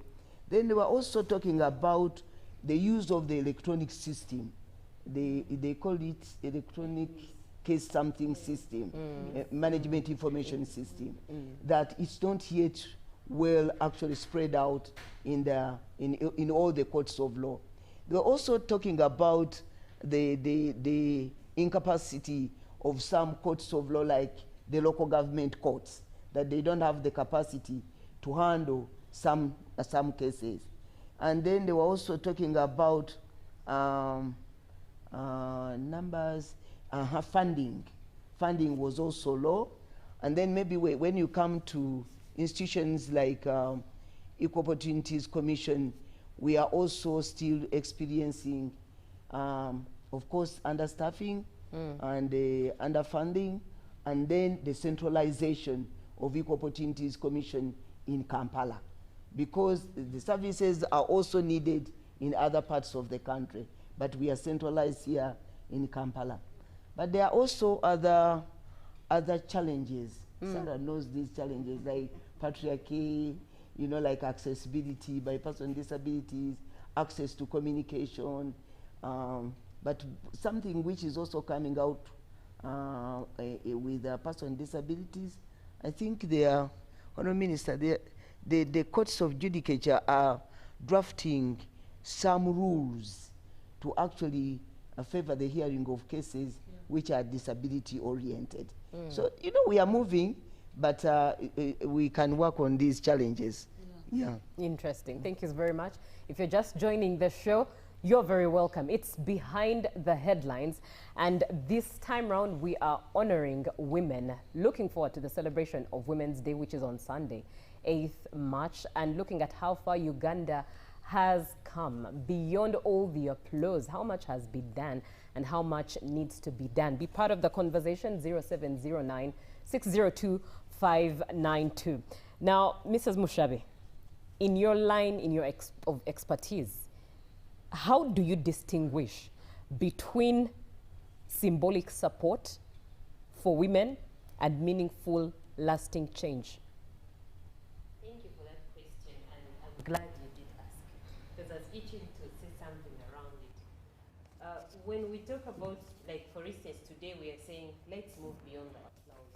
We actually are saying, move beyond the symbolism. Move beyond just celebrating women in positions, and go to a point where we see change in the lives of women, especially when we are talking about barriers. And every speaker on the panel has talked about the things that stop us or stop women communities from advancing. Is it possible that we can see some shifts in those barriers, in those things that stop us? For instance, if I pick the conversation around women in parliament, I know we have quite a number of them in parliament. Unfortunately, from the area I come from, honorable ladies, southwestern Uganda, and specifically that end, I think only one woman is coming back to parliament. Just one. The rest are staying home and ending with this parliament. And for me, that says a lot. It speaks first to the burden of work they have to do and whether they were prepared enough to actually handle that kind of work. Two, it speaks to whether they understand and have been raised to a level by the opportunities given to them, by the resourcing given to them, and by the exposure and all the resources around them. They have been raised to a level where they understand their burden of work and are able actually to address it, and did they deliver? Do we see change in you being in parliament, or you're just on table to be counted? If you are on table, how can we help you? How can the system be so intentional? And I think it was the Honorable Minister that talked about intentionality. How can we intentionally help you to move rather than create more work, create more burden for you? Imagine a woman has to handle a whole district. You are what Honorable Sarah doesn't like, a woman, a district woman member of parliament, district. In that district, maybe there are 2 constituencies or 3. And that work you're doing alone is shared by 3. Have you appreciated that? Have you then understood that you need to draw on more resources, including those members of constituency, those members of parliament that are constituency members, to work with you and for you to deliver the agenda for women, to make things better, to increase resources, to increase opportunities, to speak, to create platforms where girls and women are going to come in. If it comes to Can I just interrupt? There are constituency MPs who don't allow the woman MP to go to their constituencies. You must first ask them. Imagine. Wow. Or you inform them. Yes. Hey. Now that speaks to power. Oh, wow. And it was my Nice. next point in beyond symbolism. If you are a member of parliament, do you have equal rights? Do you have same rights? Have all barriers been blasted? Have they been put off for you to do your work? Or you indeed need permission? How many permissions are you going to get? You need your husband's permission. You need the member of parliament's permission. The LC chairperson is a governor in that district, and for you to get there, you need the DISO is also probably wanting you to tell them why you're convening, what time and how long it's going to be. So when then will you be able to do your work and do it well? And when Honorable Among says she's not for abolishing affirmative action, if it was a line, it would be a line of 2. I'll be behind you, ma'am, because affirmative action is good. We need it, but we need to up it. We need more to that affirmative action. It's not enough for Manuela to be in a math class when she cannot talk. For me, it's you better stay where you can talk and exploit your full potential. It's not enough for me to have opportunities that, or to be married to Mr. X, and then I can never even say anything in that home. Even slaughtering a chicken for visitors, I have to get his permission. Why am I then in your home? As a woman, is it because I want to put on a golden ring and so I am flashing it around?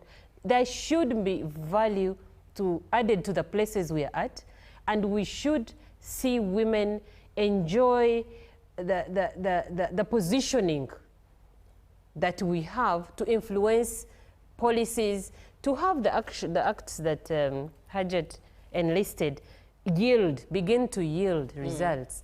It's a shame that we have such a backlog of cases that are not attended to. And someone tells you we are making another law to make sure that these cases will be attended to.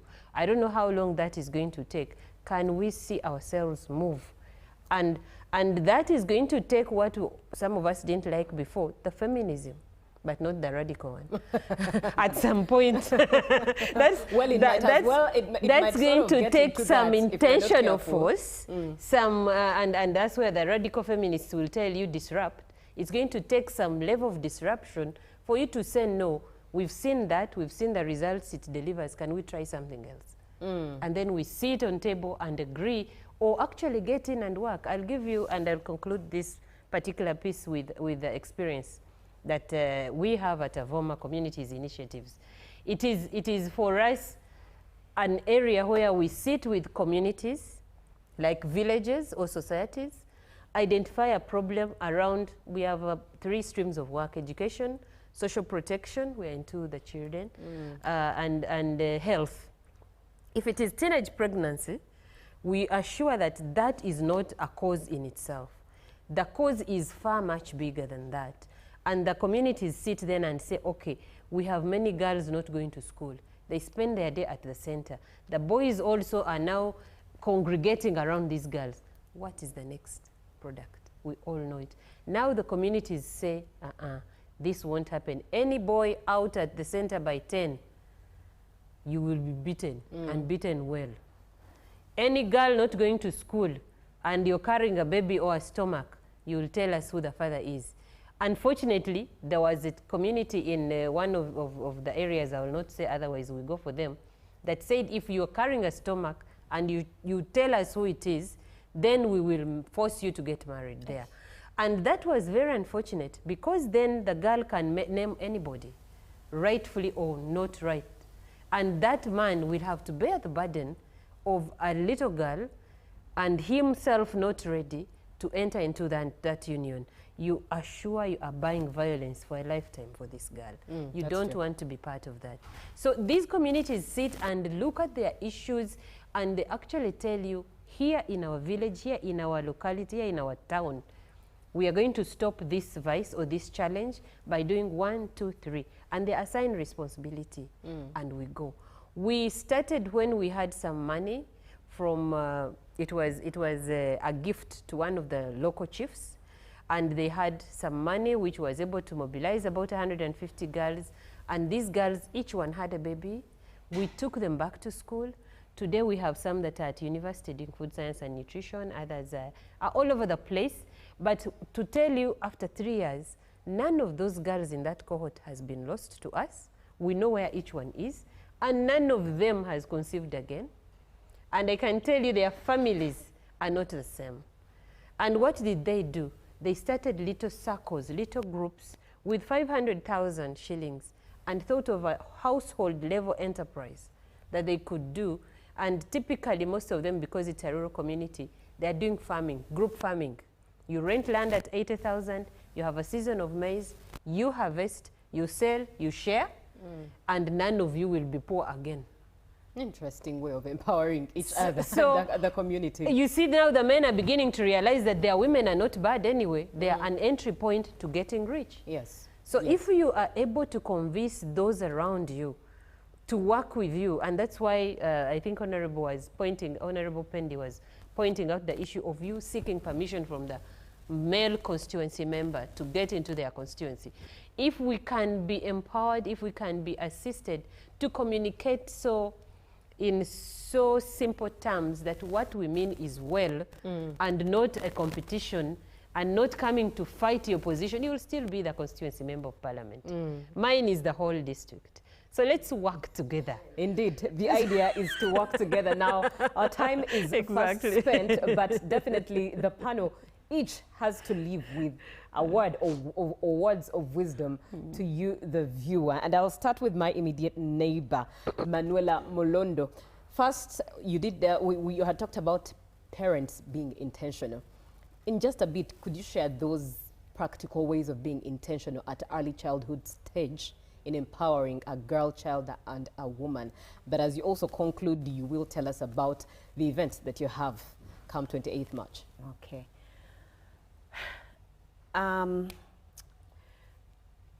I wish parents knew, I wish we knew our role was far beyond the marital bed and the conception of a child.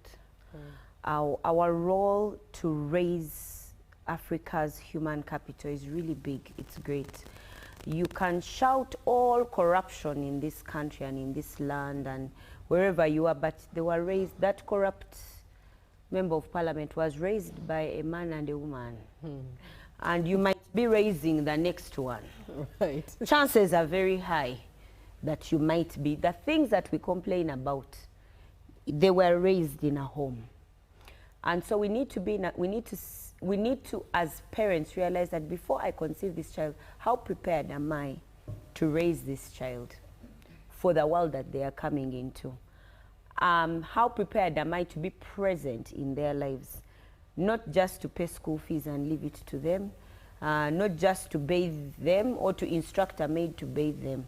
What are we doing? Are we teaching our children accountability? Are we teaching our children responsibility? I keep telling people I have a curriculum for my children. Because the Bible tells me that, the Bible says, my son, listen to your father's instruction and forget not your mother's teaching. That means I'm a teacher. And teachers have curricula. That at what age am I going to teach what? And when they look at, they define the thing, they look at the causes, they look at the strengths, they look at the weaknesses of each concept.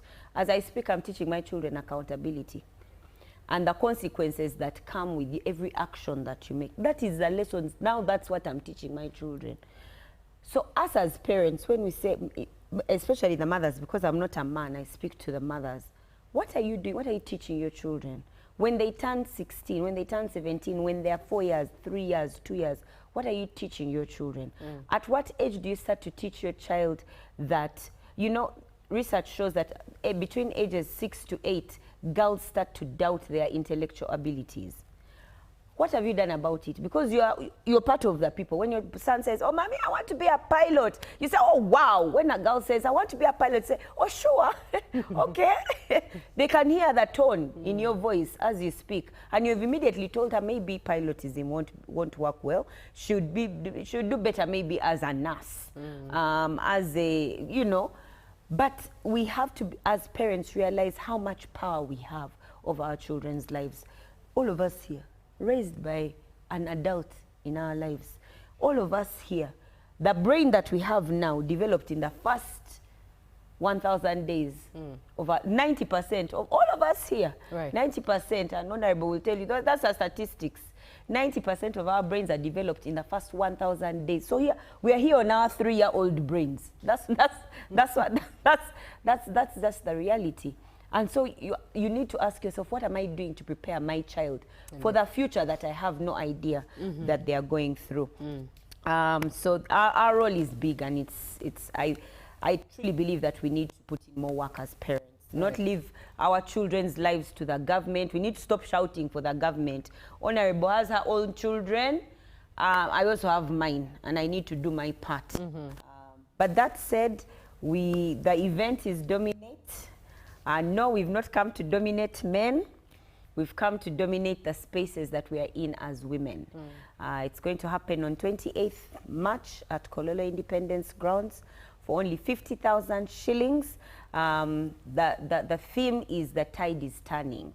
And the tide is turning is coming from a place where we believe that where the world is going right now, women are going to get more opportunities and even more challenges. The world is going to turn in our favor as women.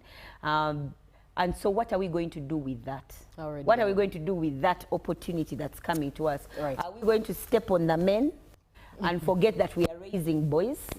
Or are we going to be empowered enough to raise empowered girls and empowered boys? Indeed. Yes. Thank you very much. Now, Mrs. Mushave, your parting shots in just a minute. Thank you so much. For me, it is more around a reminder or a resounding call that whatever we do, we need to be measured in the results that come after us. It's not enough to sit here on television, speak a lot of English, look so pretty, and then go back and get back to the same narratives that have hindered us for years. My parting shot is that whoever can, may you put in your energy, may you put in your effort, may you join us to actually change and remove the barriers that are stopping the. You are missing a lot in not having women besides those that are leading us. In political leadership, in governance spaces, in the marketplaces, at home, the gentlemen that think they are fathers and man enough and can parent on their own, it's not enough if your lady is not working with you. I think this call, this theme tonight was very timely, and I wish we could have even stories about it. We could even have, in your dominate session, could we have a table somewhere where this conversation can continue? And we see that we are moving beyond just celebrating women. We want to see change in their health, in school survival, in the marketplaces, in businesses, in cabinet, in parliament. We need more of them. 17 is such a sad number. Indeed. We need to have a lot. Indeed, sad and laughable, but sad at the same time. Yes, and for me, really, let's move beyond the talking and see results from all our efforts. Honorable Opendi, your parting shot in just a minute. First, I want to thank the NRM government for all the wonderful policies and wonderful laws that we have put in place to support women and girls. Of course, the schools, the health centers which are close to the women, having these health centers is also good for the women.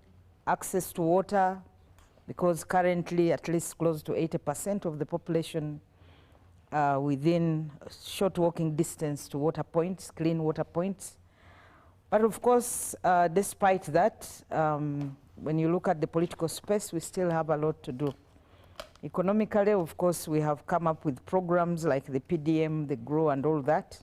And really, I want to appreciate the government, although it's moving slowly, because you find that a few people benefit in a parish. But it's a good program. So for me, the issue of accelerating justice for women and girls needs to be looked at further, because when you look at currently, you are talking about statistics on gender-based violence. You're talking about, you know, how many of these cases are actually disposed of.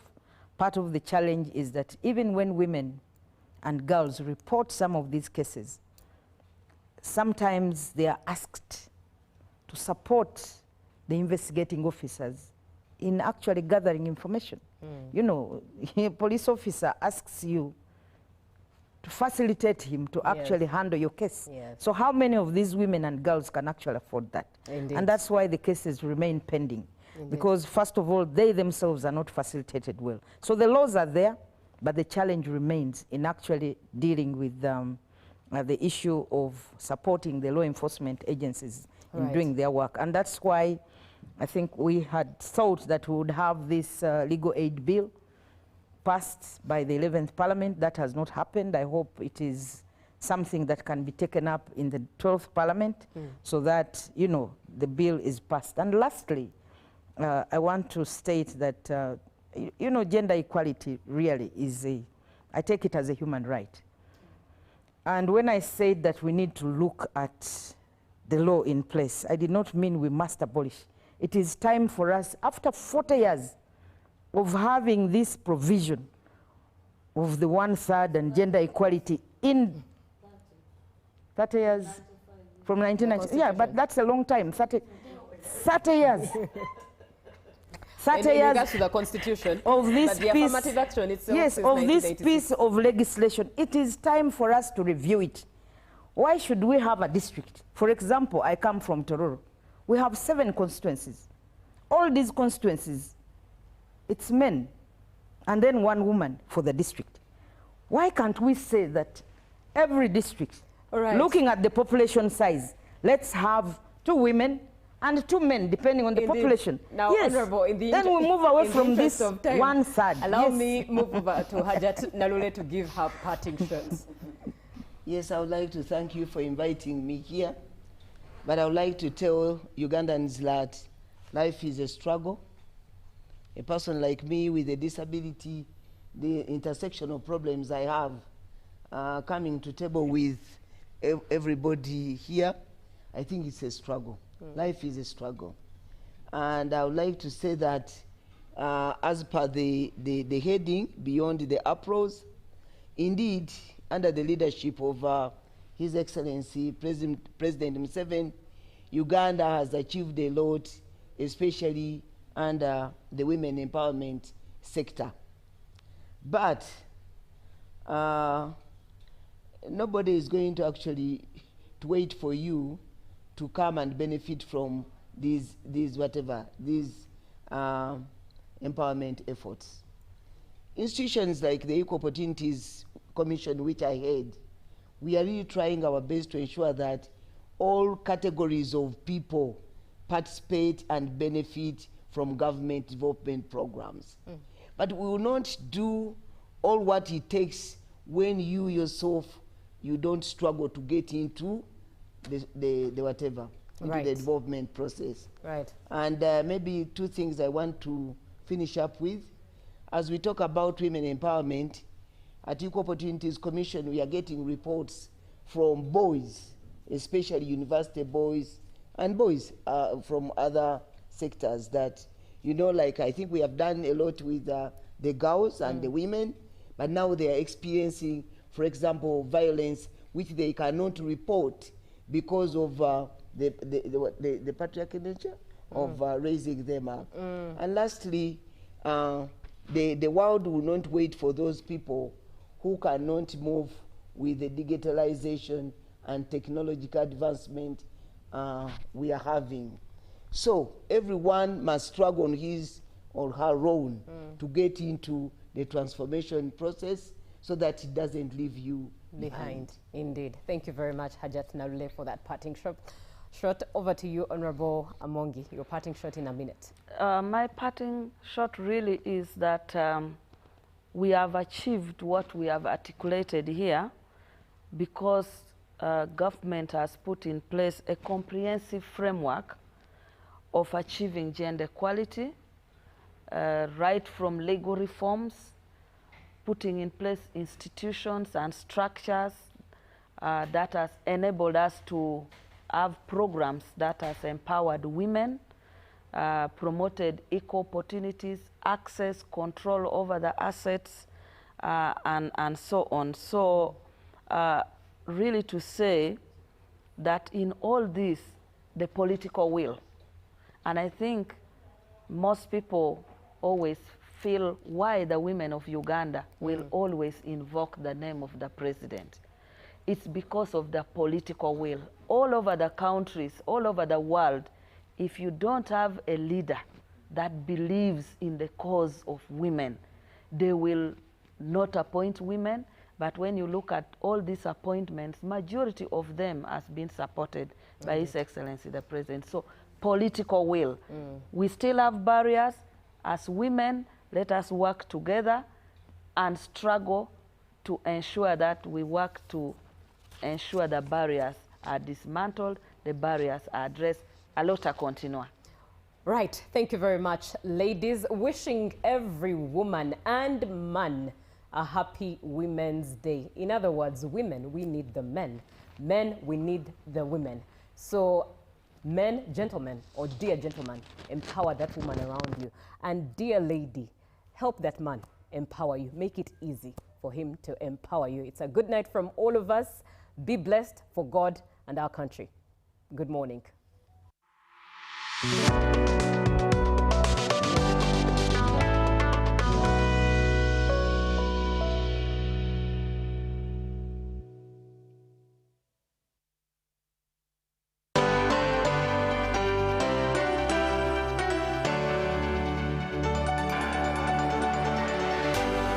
UBC, inspiring Uganda.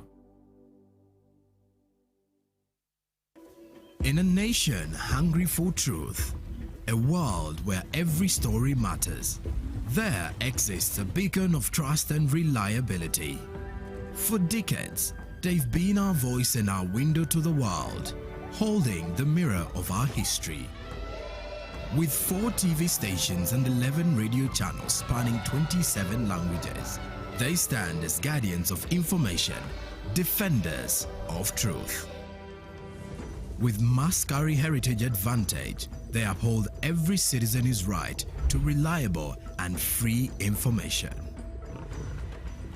Their archived stories shaped our past and illuminate our present.